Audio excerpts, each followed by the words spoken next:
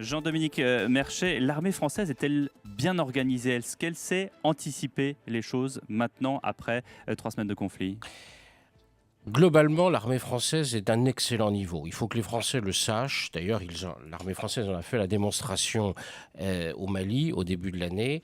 On a une très bonne armée. Là, elle est engagée dans une mission qui est une mission extrêmement difficile, où on ne sait pas quel est notre ennemi.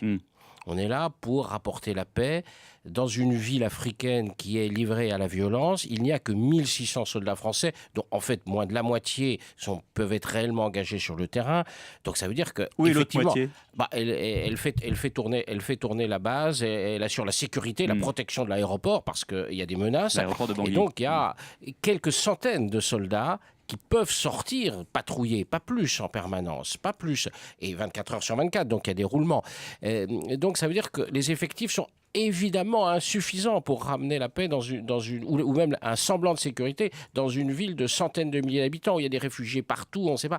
Bref, c'est Et puis il y a des soldats qui se font passer pour des soldats de la MISCA aussi. Oui, bien sûr, on ne sait pas qui est qui, on ne sait pas qui est qui, on ne sait pas si on peut compter sur nos alliés africains qui se sont tirés entre eux, Enfin bref, la situation est d'une extrême confusion, d'une grande volatilité.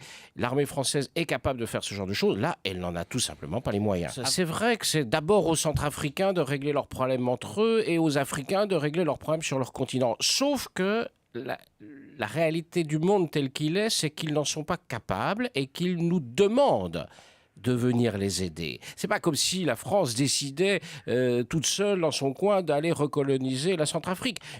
Nous sommes appelés par les Africains. Les Africains nous ont dit « venez nous aider ». Et on ne peut pas dire non. On va dire non. C'est difficile de dire non quand on a une histoire commune, quand on se prétend un grand pays, quand on prétend vouloir... on est membre permanent du Conseil de sécurité des Nations Unies. Ça crée quelques obligations.